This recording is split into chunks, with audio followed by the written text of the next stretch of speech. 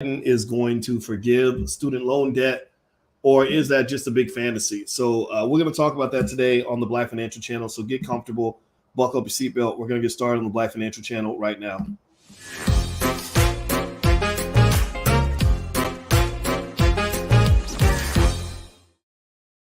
Hey, what's going on, guys? Welcome to the Black Financial Channel. That's theblackfinancialchannel.com. My name is Dr. Boyce Watkins. I'm your friendly neighborhood finance professor. On the Black Financial Channel, we talk about Black wealth and Black economics every single day, sometimes as much as 10 times a day under one condition. The condition is that we are Black first. Black first means that we believe in putting our community at the top of our priority list. Black first means that we take care of our children and educate them. Black first means that we don't need white folks to teach us critical race theory because we know how to teach ourselves about race. We don't need white folks to teach us how to manage money because we know how to do that too.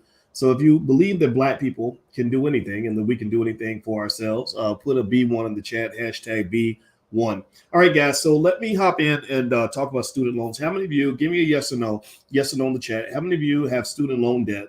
If you've been hit by this student loan debt crisis, give me a yes or no in the chat. I want to see how many student loan debt prisoners we have because that really is what it is, a prison. And what I'm going to do is actually pull up some student loan statistics so you guys can kind of know just what's going on in terms of the depth of the student loan crisis. So they said each year, this is according to collegeaffordability.urban.org, 30 to 40% of all undergraduate students take federal student loans. 70% of students who receive a bachelor's degree have education debt by the time they graduate. Let's see, the number of students with debt over $100,000 is 3.2 million. What the hell, man? What the hell? So 3.2 million of you have over $100,000 in debt. How many of y'all are in the $100,000 club?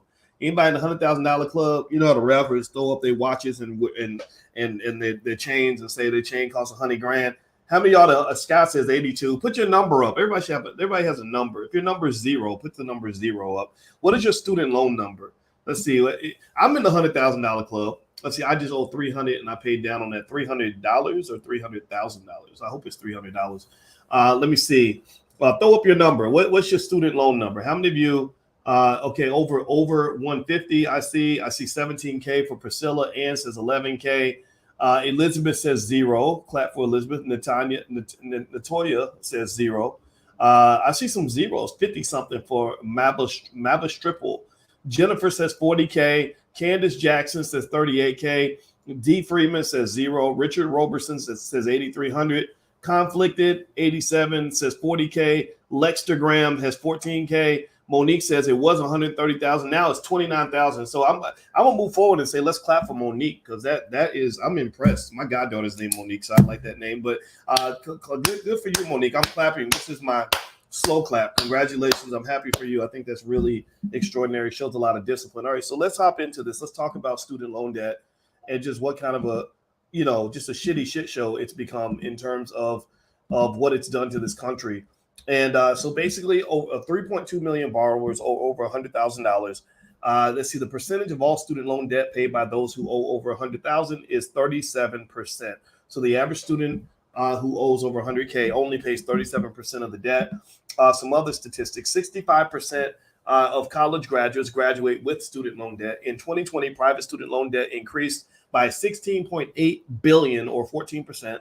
15% of all American adults report they have outstanding undergraduate student debt.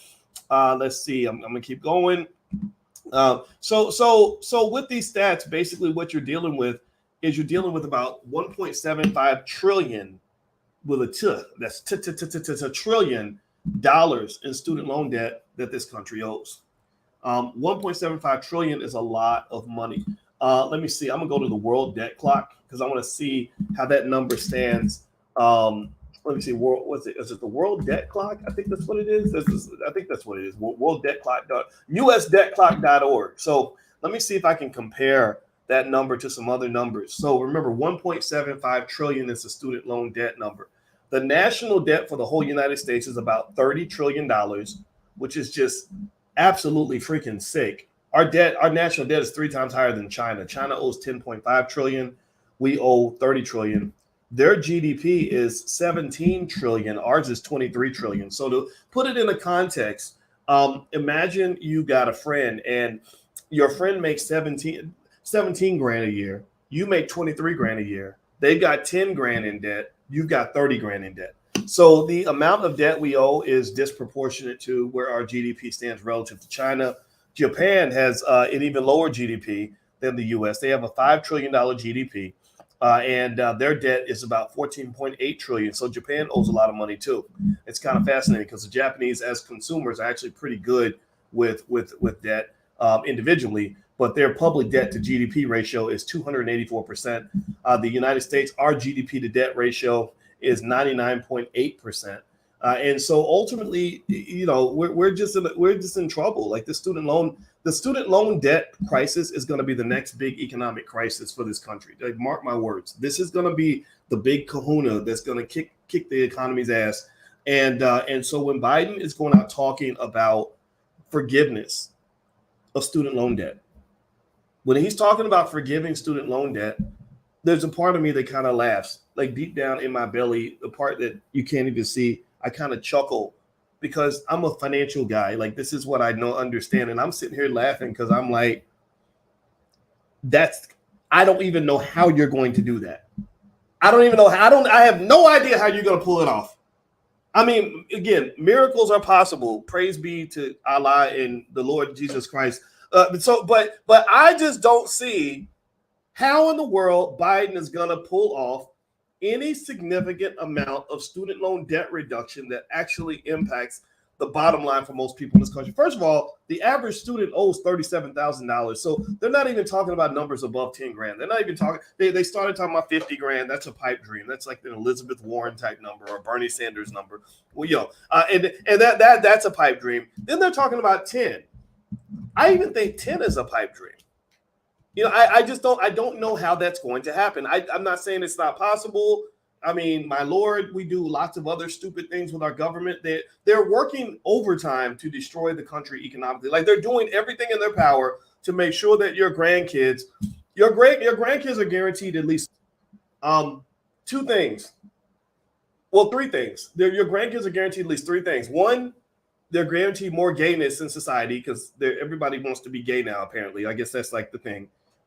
Number two, they're guaranteed to have a terrible environment because we're going to destroy the environment and we're going to have to all get on Elon Musk's rocket ship and go to Mars. And three, they're guaranteed to literally be financially screwed so bad that literally they will feel like they have been assaulted by an elephant. They will literally feel like an elephant snuck in the bed and got busy with them, because that's how bad the country is going to be economically, to the point where basic assumptions like, I don't know, like the US dollar actually has real economic value. Those assumptions are going to go out the window. That's simply not going to be true in 60, 70, 80 years. So here's the deal. Here's where I kind of laugh when Biden talks about student loan forgiveness. I understand he's dangling it. He's dangling it because he needs to kind of dangle it because they're trying to figure out how to get reelected. The Democrats know they're in trouble. They know that a lot of people are just sick of the nonsense. A lot of black folks ain't showing up to the polls.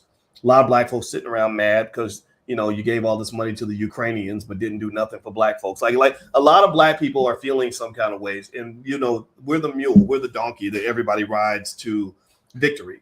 But, they make money from us. They get votes from us. They get power from us. We support everything except ourselves collectively, not y'all. I'm not talking about y'all. I'm talking about them. I'm talking about everybody else.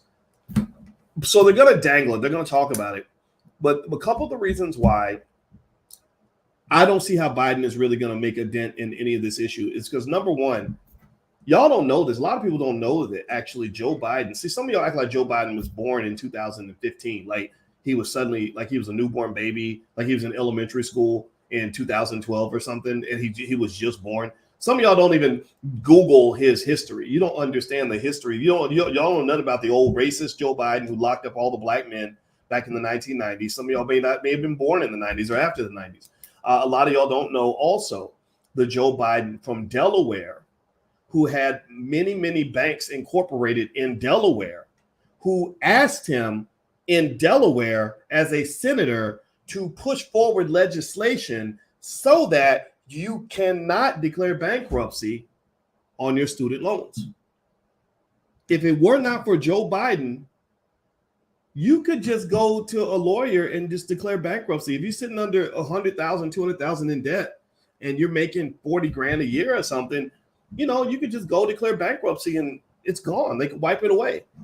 Joe Biden is the reason that law got changed. Do y'all know that? How many of y'all knew that? Give me a yes or no. How many of y'all knew that?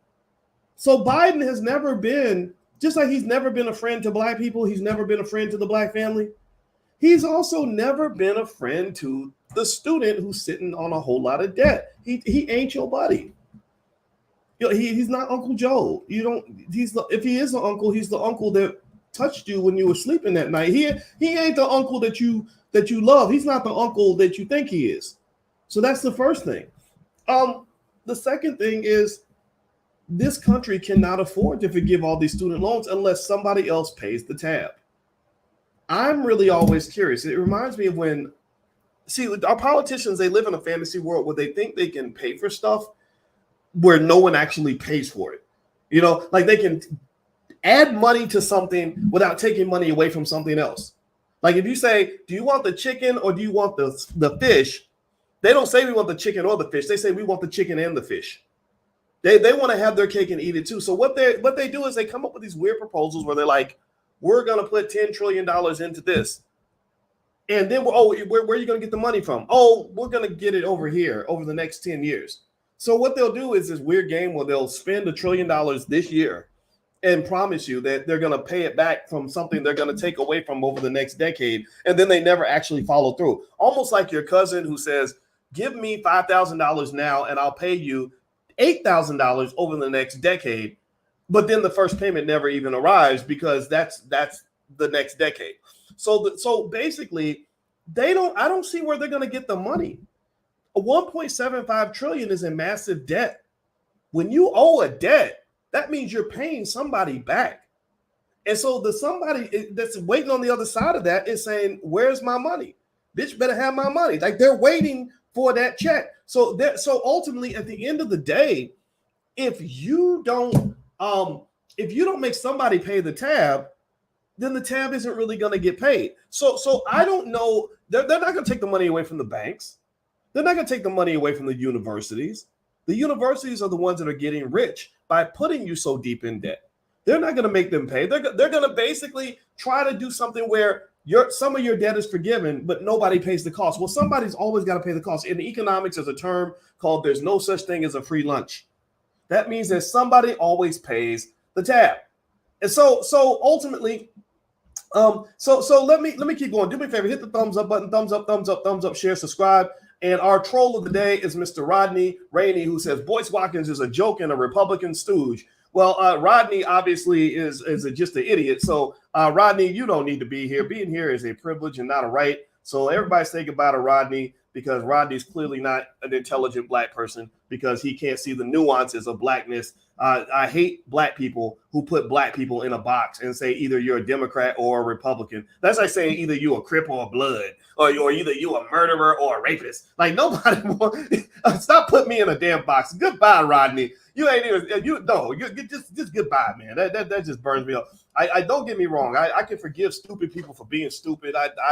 But today is not the day for me. I'm not in a forgiving mood. So I'm not going to forgive you for being a dummy. All right. So anyway, let me keep going. All right. So ultimately, I really hope that Biden forgives student loans. I think that this is the rallying point that everybody agrees on.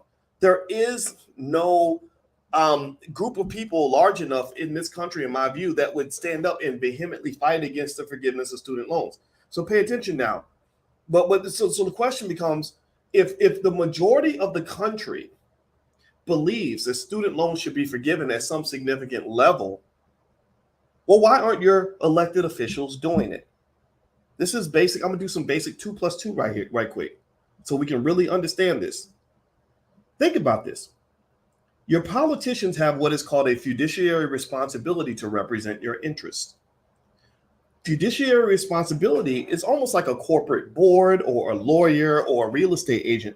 They're supposed to represent your interest. That means that if you want something, they're supposed to give you what you want. Do you understand what I'm saying? So if I ask y'all, how many of you, give me a yes or no, give me a yes in the chat. How many of y'all think it would be good to forgive, let's say 30,000 in student loan debt? Give me a yes in the chat if you think if we were to forgive 30,000 in student loans, you would think that's a good thing.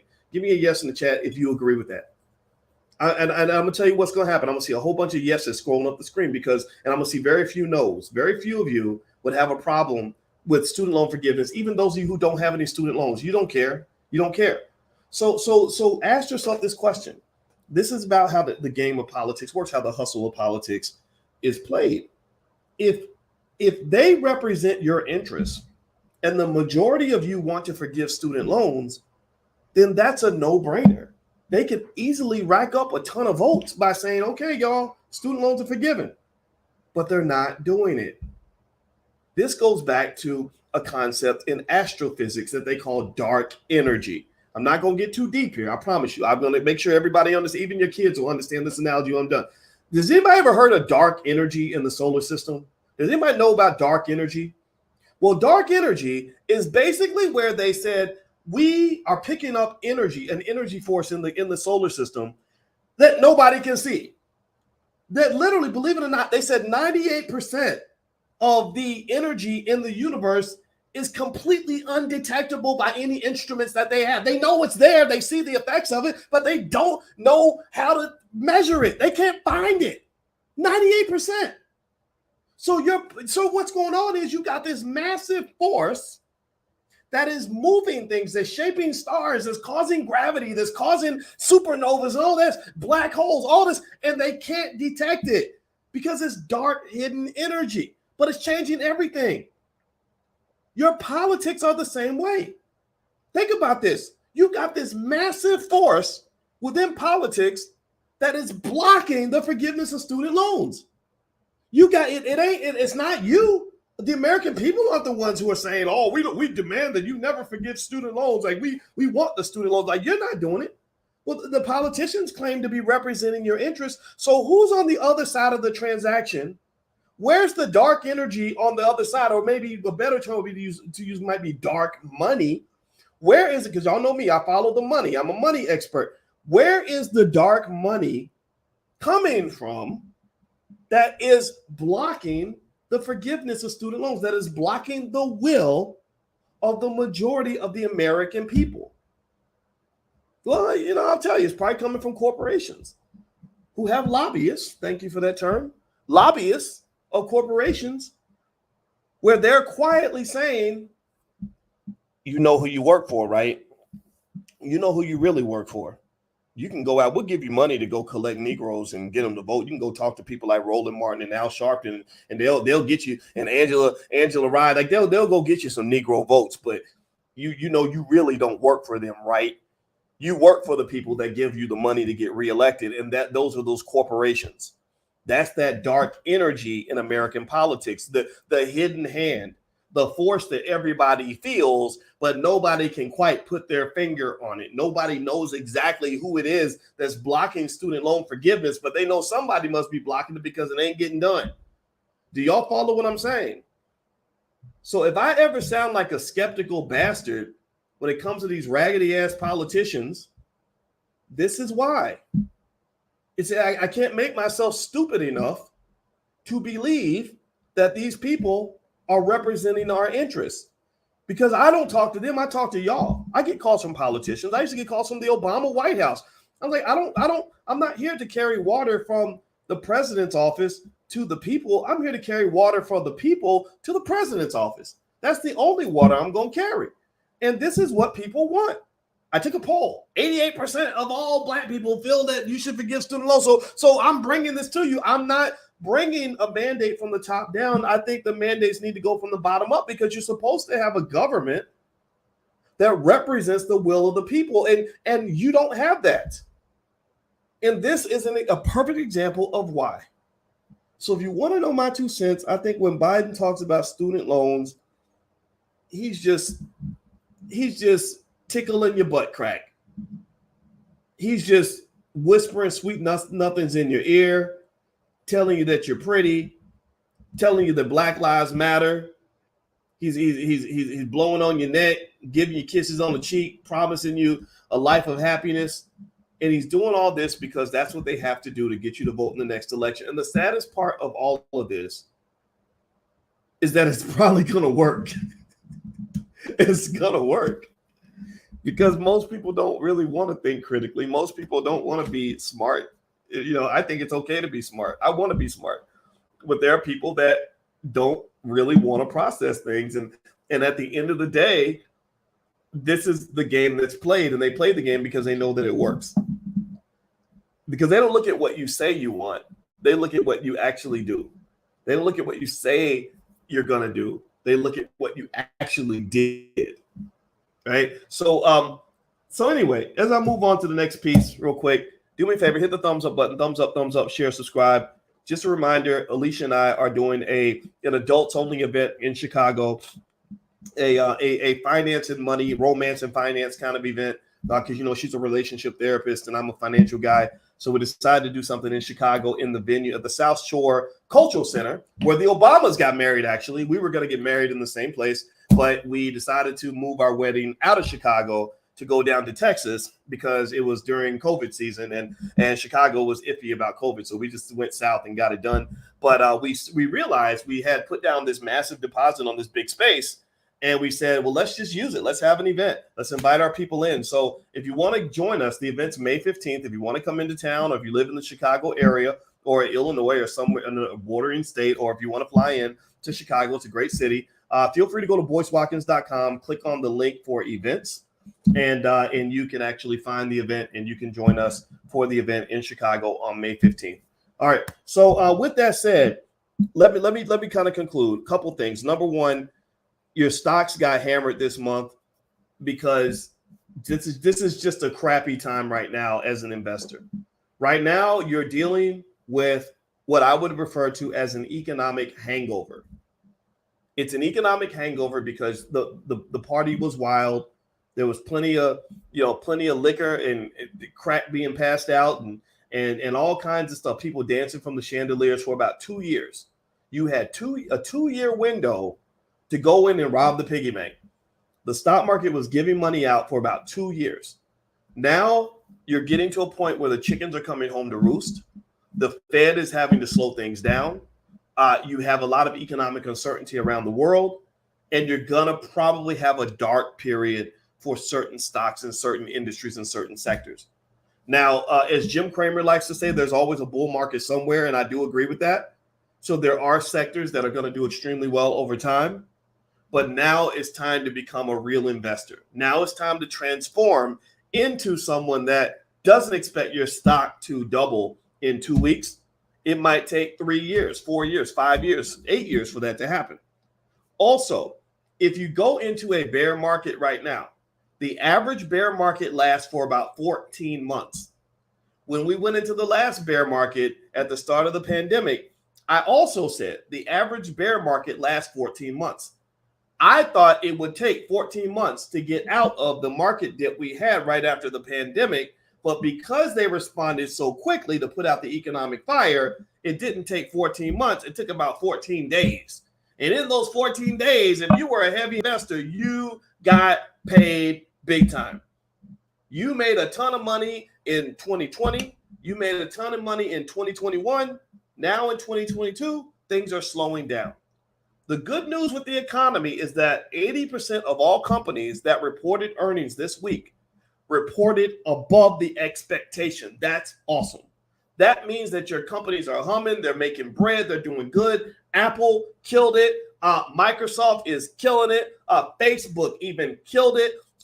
Amazon didn't meet their numbers, which is leading some to wonder if we could be having some economic challenges, particularly with some of the stuff going on in China right now, where they're trying to maintain this illusion of a zero COVID policy, which is about as realistic as believing in Santa Claus. But they're sticking to their guns, and it's going to cost them dearly. It may cost them not just economically, but it may cost them in terms of leadership stability. So my hope is that China will come to its senses and realize that you're never going to have a city as big as Shanghai with 25 million people, 3 times bigger than New York City, where ain't nobody got COVID.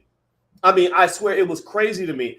China's a big factor. They're a big player right now. They're impacting the whole global economy because they're shutting factories down and they're locking people down in Shanghai. Have y'all? I mean, y'all have an idea how massive Shanghai is? I think New York has 8 million people in it. Shanghai is 3 times bigger than New York. So you're locking down a city 3 times bigger than New York. It's one of my favorite cities, by the way. It's a beautiful place.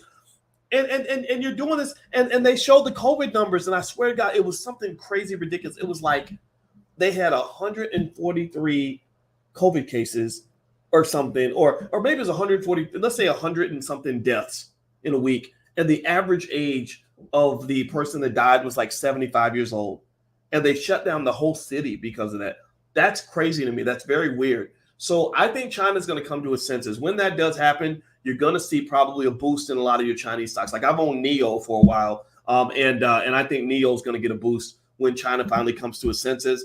Next week, you've got a lot of companies reporting their earnings. I believe Starbucks and Uber and a couple other companies. And then also you've got the Fed report coming out next week. And then what else do you have going on next week? I was trying to remember. There's one more thing. The jobs report. The April jobs report. That will tell us how strong the economy actually is. So keep an eye out for these numbers. The biggest factor next week, in my view, is going to be what comes out of the mouth of Jay Powell, the chairman of the Fed. Powell's words can move mountains right now, and I'm really curious to hear what he's going to say. So that's my 2 cents. That's what's going on economically. Going back to the whole student loan issue, I can just tell you guys the honest God truth. I don't understand how on God's green earth Biden is going to forgive more than $10,000 in student loan debt. And if he does, what he'll probably do is make it so specific that it'll be hard to take advantage of it. Like I think he's forgiven some debt for people with permanent disabilities. I think he forgave some debt for people that went to shady universities, those for-profit colleges, like stuff like that. So I think that what they're going to do is they're going to do forgiveness again, but it's going to have some sort of catch or caveat, or they're going to do like those refunds. Anybody ever do those, what do they call it? Not buybacks. Where you get the money back, you buy it for a certain price, and then they tell you like buy it for $50 and rebates. Anybody ever hate those damn stupid ass rebates where you would buy something, they're like buy it for $40 and we'll send you $20 back?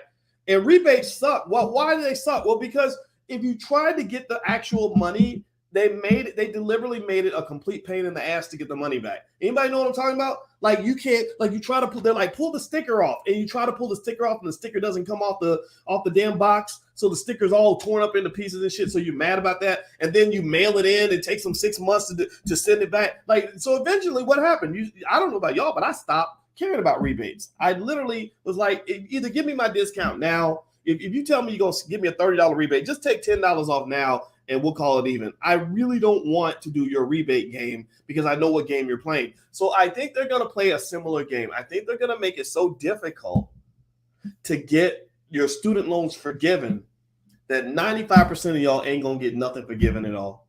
And the one thing I can say, though, is no matter where you are with student loans, don't give up on yourself. If you want, you got to go do things like buy a house at some point or get some, try to get into real estate or whatever. Like go talk to the realtor. Just talk to them. Just, don't be ashamed. Like, don't be scared. Don't be like those people who are so sick that they're scared to go to the doctor because they're embarrassed to tell the doctor they haven't been taking care of themselves. The doctor ain't going to judge you. He just don't want you to die. So if you're financially sick, like your credit report is garbage and you've been making some tough or bad economic decisions, then think of it like the Catholic Church. My wife is Catholic, and she jokes that like the Catholic Church, you can just kind of go in and say 3 Hail Marys and start over with a clean slate. Think of it the same way. Just go in and as one of your financial fathers, I give blessings and forgiveness to everybody in this room. I forgive you for any mistakes you've made in the past. I forgive you if you got a raggedy credit score. I forgive you if you didn't finish school. I forgive you if your student loans are out of whack. I forgive you if you've made bad choices. All I want you to do is take those baby steps to try to make things better. So like you go talk to a realtor and you say, look, my credit score is 500. I ain't got no money. I don't know what I'm going to do next. I don't know how to buy a house. I never owned anything. What do I need to do? Well, then let them tell you what you need to do. They want to grow you into a good customer, right? So begin that process because that's one of the most critical moves you can make when it comes to becoming a wealth builder. I want you to build wealth. You have to do it. Okay. So anyway, that's my 2 cents on the issue. I'm going to stop talking. I hope this conversation was helpful to you. And I wish you all the very, very best with your investments. I'll chime back in a little bit later. This week, just to give you an update, I am in Georgia right now for the I Am a Man March. King Randall built a school for boys. That is awesome. Everybody needs to look it up. Go to iamamanmarch.org, and that's where he has the information. Rizza Islam's here to support him. 19 Keys is here. I look forward to meeting him. A lot of other great people. And also in Detroit, they're hosting the One Africa Unity Summit.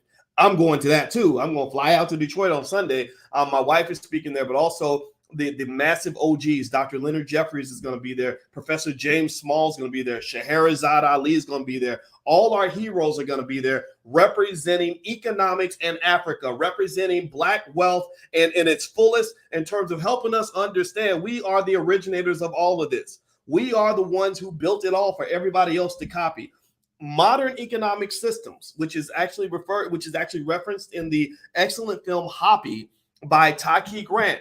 The film Hoppy documents the fact that most modern economic systems started with you, the original man, the original woman. That's what the One Africa Unity Summit's all about. It's about the economics. It's about Africa. It's about building empires. So if you're an empire builder, feel free to go take a look at what they got going on. I put a link to their passes on BoyceWatkins.com. Just go to BoyceWatkins.com, click on events. You can see the stuff from Detroit. They have a virtual pass and they have a physical pass, whichever one you want to do. The link to the I Am a Man March is there. Also, the event on May 15th with Alicia and I in Chicago, the link is there as well. So all that stuff is there. Feel free to go take a look. BoyceWatkins.com. That's my website. Just click on events. All right, guys, I'm out of here. Thank you for listening. God bless you. I love you, and I hope you make $1 trillion. And I'll chime back in again real soon. Take care now. Peace.